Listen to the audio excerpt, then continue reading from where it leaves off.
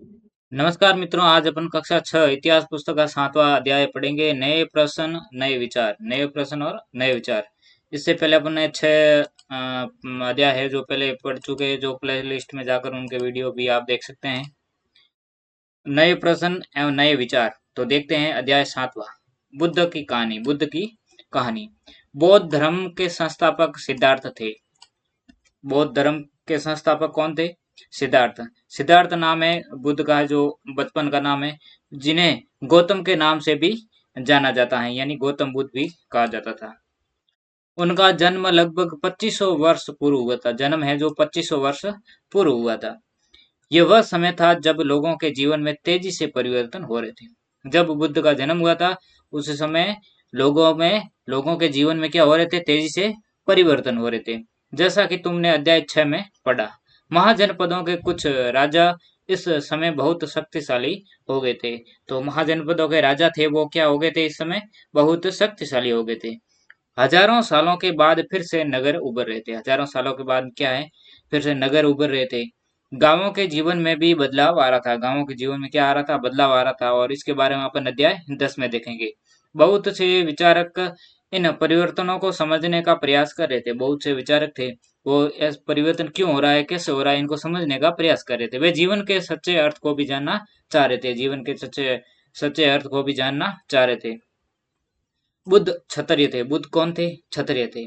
तथा शाक्य नामक एक छोटे से गण से संबंधित थे। कौन से गण से संबंधित थे बुद्ध? तो शाक्य गण से संबंधित थे, और वह थे क्षत्रिय।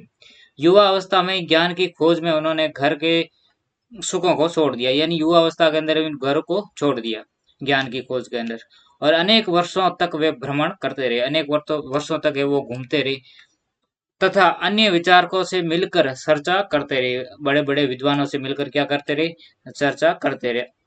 अंततः ज्ञान प्राप्ति के लिए उन्होंने स्वयं ही रास्ता ढूंढने का निश्चय किया, यानी विचारकों से मिलने के बाद भी उन्हें रास्ता नहीं मिला, इसलिए उन्होंने निश्चय किया कि ज्ञान का मार्ग उन्हें स्वयं ही ढूंढना पड़ेगा।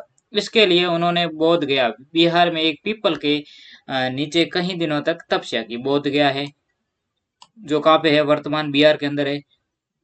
वृक्ष कौन सा था? पीपल का वृक्ष। उसके नीचे इन्होंने कई दिनों तक तपस्या की। अतः अतः उन्हें ज्ञान प्राप्त हुआ। बोध गया के अंदर क्या हुआ? बुद्ध को ज्ञान प्राप्त हुआ। इसके बाद से वह बुद्ध के रूप में जाने लगे। इसके बाद में उनका नाम क्या हो गया? बुद्ध हो गया।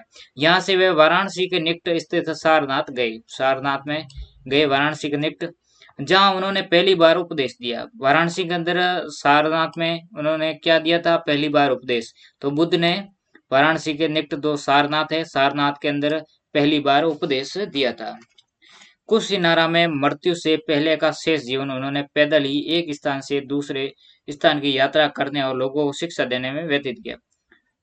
कुशीनारा में क्या है? मृत्यु से पहले का शेष जीवन, यानी मृत्यु से पहले का शेष जीवन था।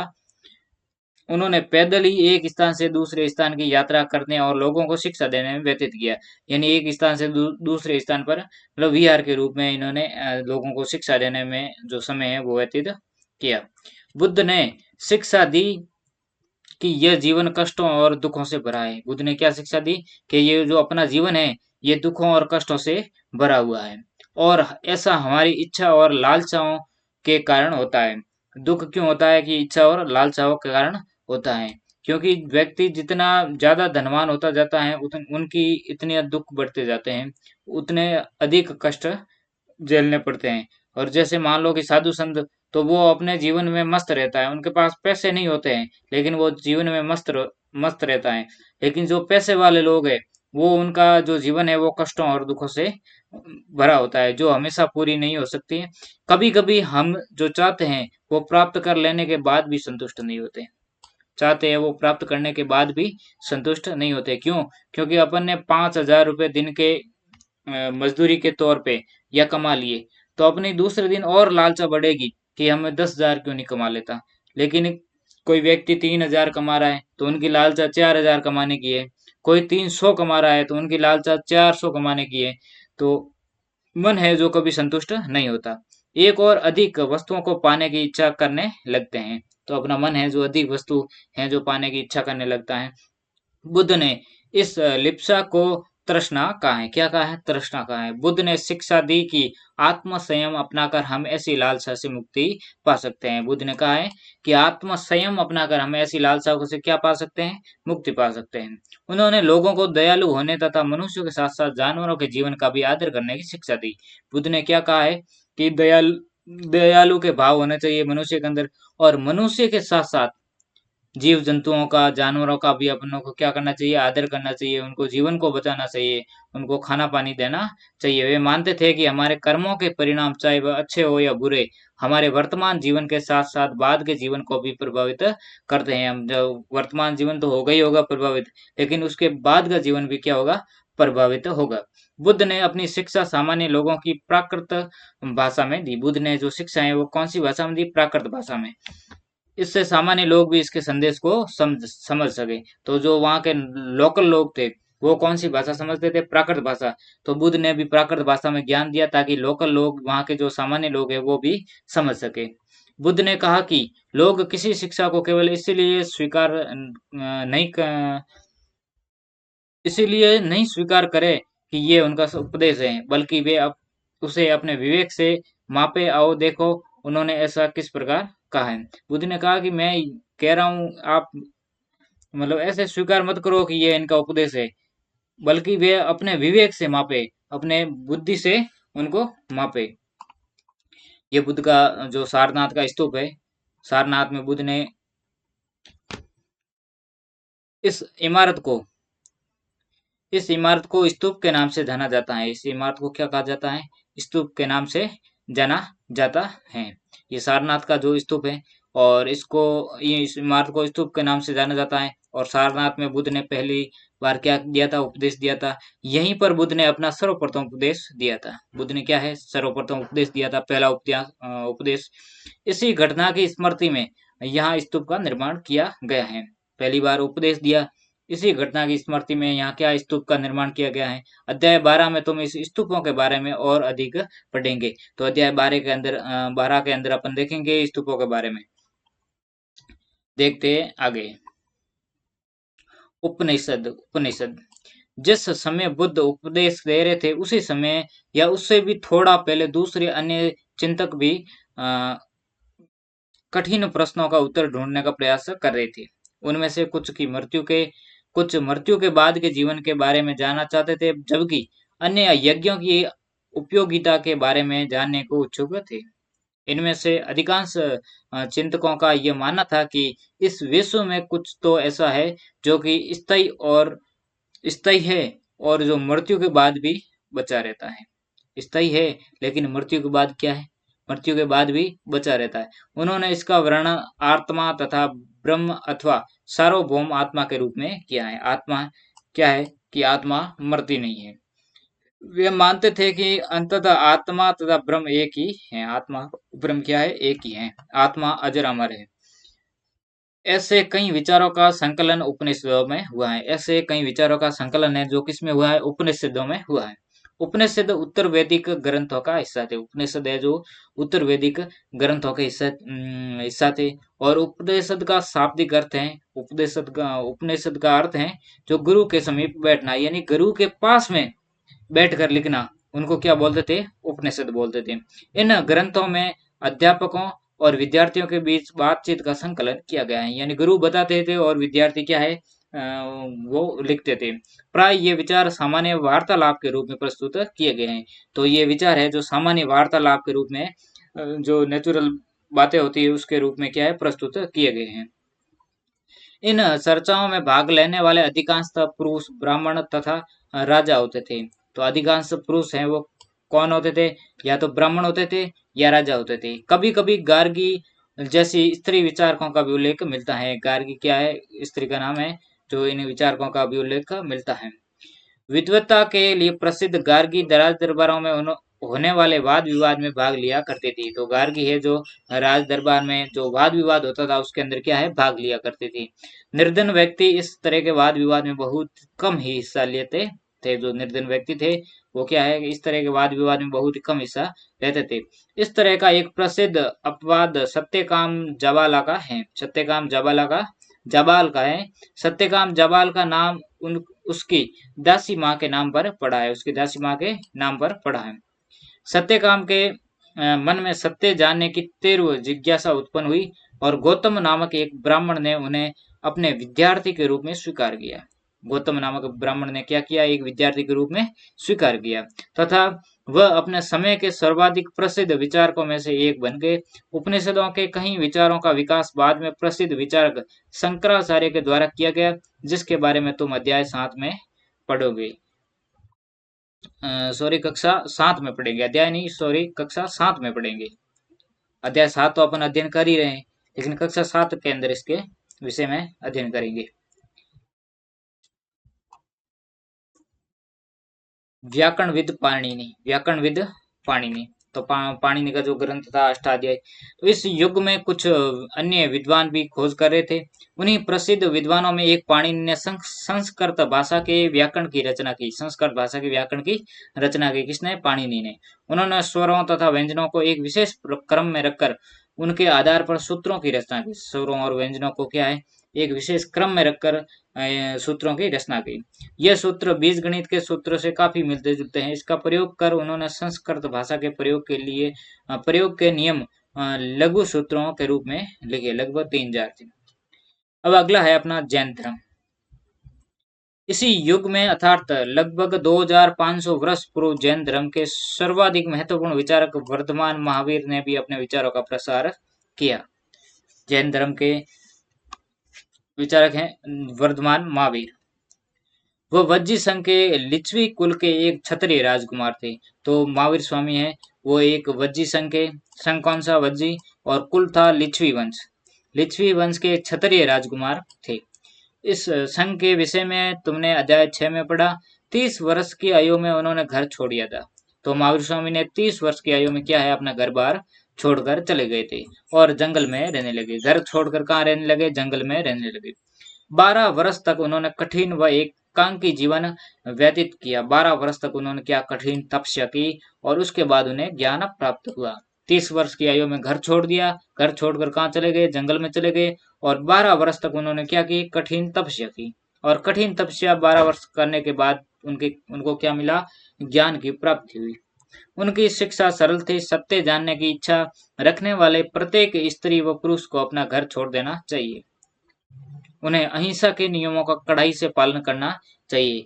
तो महावीर जी स्वामी जी क्या कह रहे हैं कि उनकी शिक्षा सरल थी। सत्य जानने की इच्छा रखने वाले प्रत्येक स्त्री व पुरुष को अपना घर छोड़ देना चाहिए।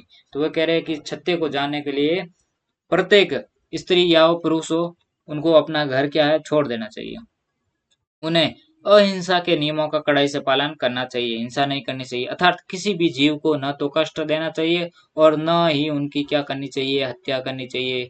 किसी भी जीव जंतु, किसी को भी कष्ट नहीं देना चाहिए, न उनकी हत्या करनी चाहिए। किसी भी जीव को सताना नहीं चाहिए। महावीर जी का कहना था सभी जीव जीना चाहते हैं, सभी के लिए जीवन प्रिय है। तो महावीर जी कह रहे हैं सभी जीव हैं जो जीना चाहते हैं, सभी के लिए जीवन प्रिय है। जीना सब चाहते हैं, कौन मरना चाहता है? महावीर जी ने अपनी शिक्षा प्राकृत में दी। शिक्षा किस में दी? कौन सी भाषा में दी? प्राकृत में। यही कारण है कि साधारण जन भी उनके तथा उनके अनुयायियों की शिक्षाओं को समझ सके। तो ये साधारण भाषा थी, तो जो अनपढ़ लोग थे, साधारण सामान्य लोग थे, वो भी इनकी भाषा को आराम से, उपदेशों को आराम से सुन सकते थे। देश के अलग अलग हिस्सों में प्राकृत के अलग अलग रूप प्रचलित थे। प्रचलन क्षेत्र के आधार पर ही उनके अलग अलग नाम थे। जैसे मगध में बोली जाने वाली प्राकृत मागधी कहलाती थी। तो मगध के अंदर जो प्राकृत बोली जाती थी उसको क्या बोलते थे? मागधी। अलग अलग क्षेत्र में इनके अलग अलग नाम थे। जैन नाम से जाने गए महावीर के अनुयायियों को भोजन के लिए भिक्षा मांगकर सादा जीवन बिताना होता था। तो भोजन के लिए उनको भिक्षा मांगकर क्या है? सादा जीवन बिताना होता था। उन्हें पूरी तरह से ईमानदार होना पड़ता था। पूरी तरह से क्या है? ईमानदार होना पड़ता था। झूठ नहीं बोलना, चोरी नहीं करना, अहिंसा का पालन करना तथा चोरी न करने की उन्हें सख्त हिदायत थी। जैन धर्म के अंदर चोरी करना महापाप है। उन्हें ब्रह्मचर्य का पालन करना होता था। पुरुषों को वस्त्रों सहित सब कुछ त्याग देना पड़ता था। तो पुरुषों को वस्त्रों सहित सब कुछ त्याग देना पड़ता था। अधिकांश व्यक्तियों के लिए ऐसे कड़े नियमों का पालन करना बहुत ही कठिन था। तो अधिकतर लोगों के लिए ये जो नियम थे ये बहुत कड़क थे। फिर भी हजारों व्यक्तियों ने इन्हें इस नई जीवन शैली को जानने और सीखने के लिए अपने घरों को छोड़ दिया। तो काफी लोगों ने क्या है, घर छोड़कर ये जो सत्य जानने के लिए अपने घर बार को छोड़ दिया, कहीं अपने घरों पर ही रहे और भिक्षु भिक्षुणियां बने लोगों को भोजन प्रदान कर उनकी सहायता करते रहे। तो कई लोग हैं जो अपने घर पर ही रहे, लेकिन जैन धर्म का पालन करने लगे। जो भिक्षु थे भिक्षुणी थे उनको भोजन प्रदान करके उनकी सहायता करने लगे। मुख्यतः व्यापारियों ने जैन धर्म का समर्थन किया। तो व्यापारी लोग थे, उन्होंने क्या किया, जैन धर्म का समर्थन किया। और आज भी अपन देखते हैं जैन धर्म के जो लोग हैं वो 99% ज्यादातर व्यापारी हैं। किसानों के लिए इन नियमों का पालन करना अत्यंत कठिन था। तो किसानों के लिए क्या है, ये जो नियम थे इनका पालन करना बहुत कठिन था, क्योंकि किसान खेत में काम करता है और खेत में काम करता है तो पेड़ भी काटना पड़ता है, जीव जंतु भी मर जाते हैं, वो पेड़ पौधे काटते हैं, खेत को साफ करते हैं, जलाते हैं। तो क्योंकि इस फसल की रक्षा के लिए उन्हें कीड़े मकोड़ों को मारना पड़ता था, को खेत के अंदर दवाई वगैरह डालनी पड़ती थी। बाद की सदियों में जैन धर्म उत्तर भारत के कई हिस्सों के साथ साथ गुजरात, तमिलनाडु, कर्नाटक में भी फैल गया। महावीर तथा उनके अनुयायियों की शिक्षाएं कई शताब्दियों तक मौखिक रूप में ही रही। वर्तमान रूप में उपलब्ध जैन धर्म की शिक्षाएं लगभग 1500 वर्ष पूर्व गुजरात में वल्लभी नामक स्थान पर लिखी गई थी। तो कौन से स्थान पर लिखी गई थी? वल्लभी नामक स्थान पर। जैन जैन शब्द जिन शब्द से निकला है, जिसका अर्थ है विजेता। तो जैन शब्द का जो अर्थ है वो क्या है? विजेता। महावीर के लिए जैन शब्द का प्रयोग क्यों हुआ है? आगे देखते हैं संघ। आगे क्या देखते हैं? संघ। महावीर तथा बुद्ध दोनों का ही मानना था कि घर का त्याग करने पर ही सच्चे ज्ञान की प्राप्ति हो सकती है। तो गौतम बुद्ध और महावीर महावीर स्वामी दोनों का मानना था कि घर का त्याग करने पर ही सच्चे ज्ञान की क्या होगी? प्राप्ति होगी। ऐसे लोगों के लिए उन्होंने संघ नामक का संगठन बनाया, जहाँ घर का त्याग करने वाले लोग एक साथ रह सके। तो उन्होंने मिलकर क्या, एक संघ नामक संगठन बनाया, और जो घर का त्याग करके जो लोग आते थे उनको रहने का, एक साथ रहने का मतलब मौका मिल जाए। संघ में रहने वाले बौद्ध भिक्षुओं के लिए बनाए गए नियम। तो संघ में जो रहने वाले बौद्ध भिक्षु थे उनके जो नियम बनाए गए थे त्रिपिटक के अंदर, यानी नियम है विनय पिटक नामक ग्रंथ में मिलते हैं। तो बौद्ध भिक्षुओं के लिए जो नियम थे वो कौन से पिटक के अंदर मिलते हैं? विनय पिटक के अंदर मिलते हैं। विनय पिटक से हमें पता चलता है कि संघ में पुरुषों और स्त्रियों के रहने की अलग अलग व्यवस्था थी। तो विनय पिटक से हमें किसकी जानकारी मिलती है कि स्त्री और पुरुष से जो अलग अलग रहते थे संघ के अंदर, सभी व्यक्ति संघ में प्रवेश ले सकते थे। तो स्त्री हो पुरुष हो सभी क्या संघ के अंदर प्रवेश ले सकते थे। हालांकि संघ में प्रवेश के लिए बच्चों को अपने माता पिता से, दासों को अपने स्वामी से, और राजा के यहाँ काम करने वाले लोगों को राजा से, तथा कर्जदारों को अपने देनदारों से अनुमति लेनी होती थी। एक स्त्री को इसके लिए अपने पति से अनुमति लेनी होती थी। तो अनुमति लेकर उसके अंदर प्रवेश करना होता था। संघ में प्रवेश लेने वाले स्त्री पुरुष बहुत सादा जीवन जीते थे। तो संघ में जो प्रवेश लेते थे स्त्री पुरुष, वो बहुत ही सादा जीवन जीते थे। वे अपना अधिकांश समय ध्यान करने में बिताते थे। तो अपना जो दिन का समय है ज्यादातर वो ध्यान करने के अंदर बिताते थे। और दिन के एक निश्चित समय में वे शहरों तथा गांवों में जाकर भिक्षा मांगते थे। उनका पूरे दिन का एक कार्यक्रम तय होता था कि इतने बजे से लगाकर इतने बजे तक ध्यान होगा, और इतने बजे से इतने बजे तक जो शहरों और गांवों में जाकर क्या है, भिक्षा लानी है। यही कारण है कि उन्हें भिक्षु तथा भिक्षुणी यानी साधु भिखारी के लिए प्राकृत शब्द कहा गया है। वे आम लोगों को शिक्षा देते थे और साथ ही एक दूसरे की सहायता भी करते थे। इसी तरह की आपसी लड़ाई का निपटारा करने के लिए प्राय बैठ के भी क्या करते थे, तो आपस में जो लड़ाई होती थी उनका निपटारा करने के लिए पंचायत बैठती थी, बैठ के भी करते थे। और संघ में प्रवेश लेने वालों में ब्राह्मण, क्षत्रिय, व्यापारी, मजदूर, नाई, गणिकाएं तथा दास शामिल थे। इनमें से कई लोगों ने बुद्ध की शिक्षाओं के विषय में लिखा, तथा कुछ लोगों ने संघ में अपने जीवन के विषय में सुंदर कविताओं की रचना की।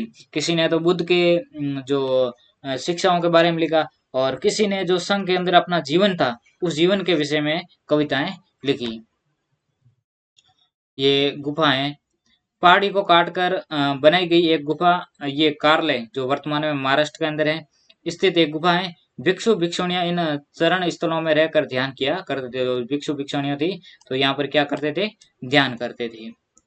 अगला है विहार। जैन तथा बौद्ध भिक्षु पूरे साल एक स्थान से दूसरे स्थान घूमते हुए उपदेश दिया करते हैं। तो ये एक स्थान से दूसरे स्थान पर जाते हैं, विहार करते हैं और अपने ज्ञान का प्रचार करते हैं। केवल वर्षा ऋतु में जब यात्रा करना कठिन हो जाता था तो वे एक स्थान पर ही निवास करते थे। तो वर्षा ऋतु के अंदर क्या है, यात्रा करना, बारिश ज्यादा होती थी तो यात्रा करना कठिन था, तो वो एक स्थान पर बैठकर ज्ञान दिया करते थे, नहीं तो वो एक स्थान से दूसरे स्थान पर घूमते रहते थे।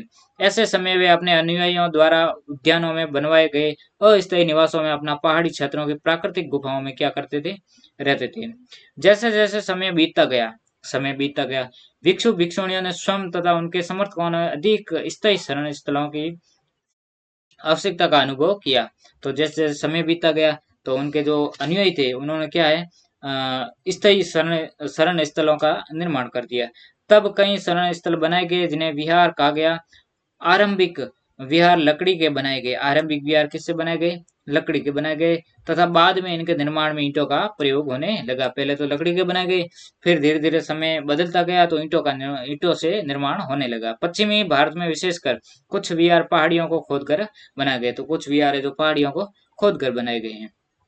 प्राय किसी धनी व्यापारी, राजा अथवा भूस्वामी द्वारा दान में दी गई भूमि पर विहार का निर्माण होता था। कोई व्यापारी थे, धनी लोग थे, राजा है, कोई भूमि का स्वामी है, तो वो भूमि को विहार के निर्माण के लिए दान में दे दिया करते थे। स्थानीय व्यक्ति भिक्षु भिक्षुणियों के लिए भोजन, वस्त्र तथा दवाइयां लेकर आते थे। तो भिक्षु भिक्षुणियों के पास पैसे तो होते नहीं थे, तो वो पैसे या खाने की वस्तु होती नहीं थी, कपड़े होते नहीं थे, तो वो आसपास के लोग उनकी क्या करते थे, सेवा करते थे, व्यवस्था करते थे, जिसके बदले ये भिक्षु और भिक्षुणी लोगों को शिक्षा देते थे। लोग उनके लिए भोजन लाते थे, वस्त्र है, दवाइयां लाते थे, उसके बदले में भिक्षु भिक्षुणियां क्या देते थे, उनको शिक्षा देते थे, अपने ज्ञान का प्रचार करते थे। आगे आने वाली शताब्दियों में बौद्ध धर्म उपमहाद्वीप के विभिन्न हिस्सों के साथ साथ बाहरी क्षेत्रों में भी फैल गया। अध्याय 10 में तुम इसके बारे में अधिक पढ़ोगे। तो अध्याय 10 के अंदर अपन क्या पढ़ेंगे, इसके बारे में विस्तृत पढ़ेंगे। अब देखते हैं आश्रम व्यवस्था। आश्रम व्यवस्था कैसी थी। जैन तथा बौद्ध धर्म में जिस समय लोकप्रिय हो रहे थे, लगभग उसी समय ब्राह्मणों ने आश्रम व्यवस्था का जो विकास किया। यहाँ आश्रम शब्द का तात्पर्य लोगों द्वारा रहने तथा ध्यान करने के लिए प्रयोग में आने वाले स्थान से नहीं है, बल्कि इनका तात्पर्य जीवन के एक चरण से, जीवन के एक चरण से। ब्रह्मचर्य आश्रम है, गृहस्थ है, वानप्रस्थ है और संन्यास आश्रम है। आश्रमों की संख्या है जो 4 है। 4 आश्रम है अब जीवन के अंदर, हर मनुष्य के जीवन में 4 आश्रम है। 4 आश्रमों में से कोई मनुष्य एक आश्रम ही पार कर पाता है, कोई दोनों कर पाते हैं, कोई 4 भी कर लेता है, या कोई 3 करने के बाद भी चला जाता है। ब्रह्मचर्य के अंतर्गत ब्राह्मण, क्षत्रिय तथा वैश्य से यह अपेक्षा की जाती थी कि इस चरण के दौरान वे सादा जीवन बिताकर वेदों का अध्ययन करें। गृहस्थ आश्रम के अंतर्गत उन्हें विवाह कर एक गृहस्थ के रूप में रहना होता था। तो गृहस्थ आश्रम में विवाह करके उनको क्या घर बसाना था और गृहस्थ के रूप में रहना होता था। वानप्रस्थ के अंतर्गत उन्हें जंगल में रहकर साधना करनी थी। तो वानप्रस्थ के अंदर क्या है, जंगल में रहकर साधना करनी, अंततः उन्हें सब कुछ त्याग कर सन्यासी बन जाना था। आश्रम व्यवस्था ने लोगों को अपने जीवन का कुछ हिस्सा ध्यान में लगाने पर बल दिया है। प्राय स्त्रियों को वेद पढ़ने की अनुमति थी। स्त्रियों को है जो वेद पढ़ने की अनुमति नहीं थी और उन्हें अपने पतियों द्वारा पालन किए गए जाने वाले आश्रमों का अनुसरण करना होता था।